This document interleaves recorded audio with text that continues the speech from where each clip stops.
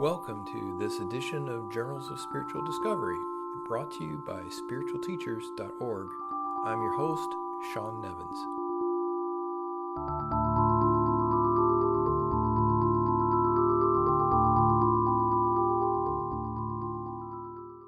Welcome to Journals of Spiritual Discovery. We're up to 88 reviews on Amazon for my book, Subtraction, The Simple Math of Enlightenment. The goal is to reach 100 by April 28th, so we're getting close, but I need your help to make it. Please take 3 or 4 minutes and go to Amazon, type in Subtraction, The Simple Math of Enlightenment, and leave a review. You can leave a review even if you don't purchase the book on Amazon. And to all of those friends, acquaintances, and people who don't even know me, except as a voice on this podcast, who've taken the time to leave a review, thank you. You're a blessing. This month's episode is a continuation of the Induction series, in which my aim is to focus on writings which carry a message beneath the words. I always liked Franklin Merrill Wolf's description of these mystic writings. He said, "When the voice of the silence speaks into the relative world, the meaning lies between the words, as it were, rather than in the direct content of the words themselves."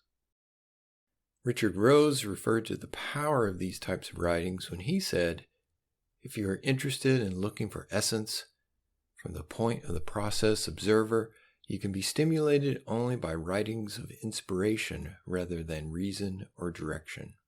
He referred his students to The 3 Books of the Absolute as an example.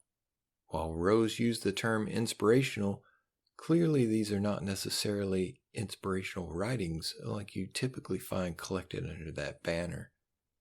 Rather, they are writings which carry the living word. My reading this episode is an excerpt from my book where I describe the moments that led up to my enlightenment experience. It occurred as I was reading a transcript of Franklin Merrill Wolf's Induction talk, so this reading is a mix of my words and quotes from Merrill Wolf's talk. I've added a few extra quotes from the Induction paper that appeared in the original book. But if you want to hear Merrill Wolf's talk in full, I included a link to the original audio recording in the show notes. Just go to spiritualteachers.org/podcast. Here's my recounting of the evening a package of Merrill Wolf's transcripts arrived in the mail. Excitedly opening it, I settled into reading the transcript of a talk titled The Induction. Alone in my apartment on a Tuesday evening, Merrill Wolf's long-dead words came alive and forever changed my life. "Let's start a little analysis," Merrill Wolf began, like a friend stepping beside me to share some playful thought. He began a self-analysis, a deconstruction of the self actually, first addressing the body. He said, "So we come to the first stage of self-analysis. It runs generally this way. I ask, what am I? And first it occurs to me that the idea that I am this body is a delusion, because this body is an object before my consciousness. I speak as though it were my body. I speak as though I possess it. It is therefore external to me. I am not the body." I agreed with this. What I saw was not me. The view was not the viewer.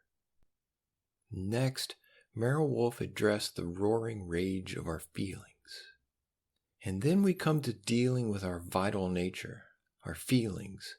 We get into a roaring rage. We fall in love. We are delighted with the beauties of a symphony and strongly reach out toward it. Are those feelings of I? No. For I experience them. I but experience them. They're different from me. I can identify them and name them, and that itself is enough proof that they are not I. I agreed again. I saw my feelings as a thing apart, occurring outside of my sense of I-ness. I had noticed this for many years. Next, he broached the thought. "Now, are you ready?" he asked. I'm very deliberately violating the rules of grammar, for the I of which I speak is never an object, never a me. You can't write these things and be grammatically correct. Am I this body of thoughts in my mind? No. One gets a little closer to his thoughts than to anything else, and it's a little harder to untangle this. But if he watches and studies closely enough, the thoughts come to me. This too I saw occurring time and again in meditation, thoughts entering my mind without effort on my part. Having dissected the body, feelings, and thoughts, Merrill Wolfe pointed to the last bastion of identity. He said, I'm not the mind. I'm not the feelings. I'm not the body that I see. But I surely am. I surely am an individual apart from others. What he was naming was my sense of identity, the sense I existed in this world.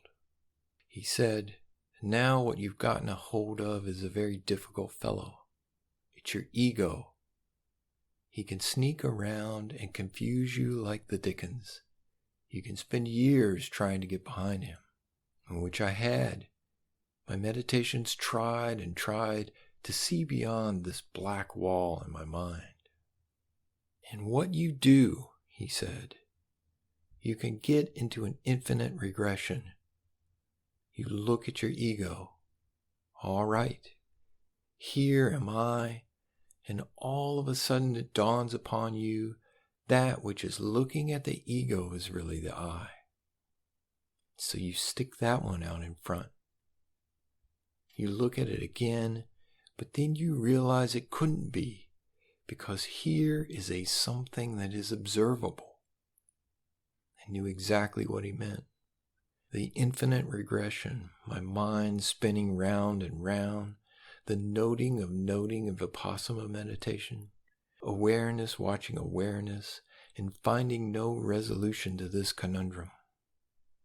And then he said, at last it finally dawns that I am that which is never an object before consciousness, and mayhap at that moment in your analysis, the heavens will open.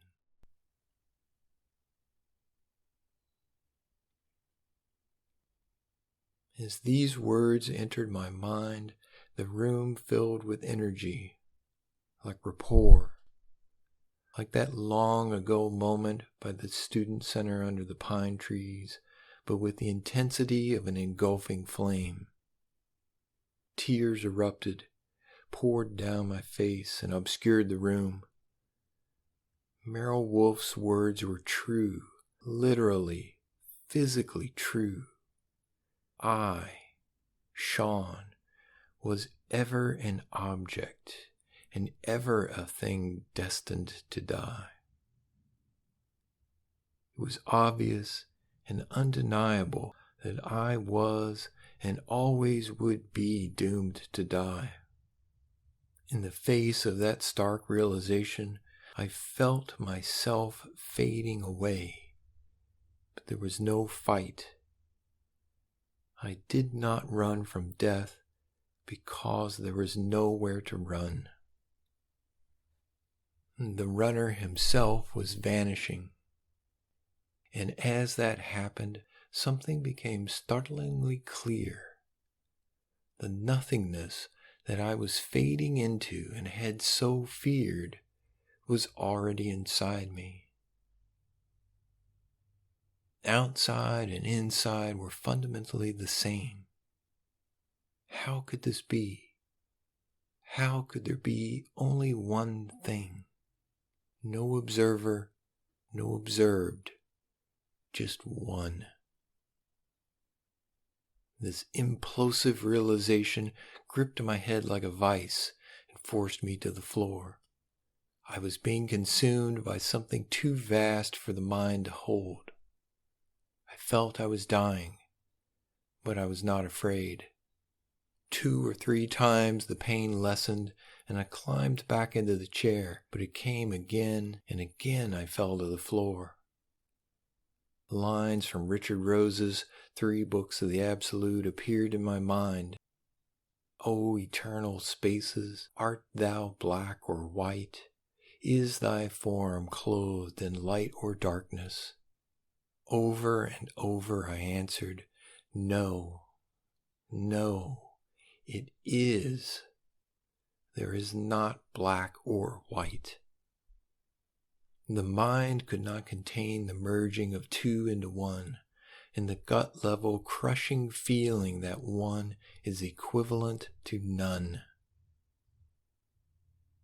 With no observer, there was nothing to observe and nothing to be observed. The feeling was of slipping into darkness, losing all I had held to so tightly, losing words, images, thoughts, and feeling. Going to sleep, yet finding I was still awake, but not as an I. Instead, there existed only the still, silent blackness that is sleep. A blackness that was motionless yet vibrant, dark yet shimmering, silent yet vibrating, dead yet potent. Suddenly, the agony culminated. No words remained, only this. Silence in a space without bounds, a self with no container, containing nothing, contained by nothing.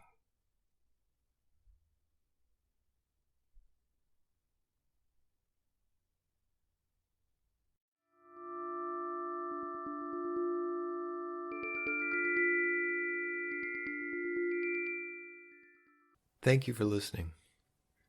I do have one special request during the induction series. And no, I'm not going to ask you to buy anything, but I am asking all my listeners to please leave a review on Amazon for my book, Subtraction, the Simple Math of Enlightenment.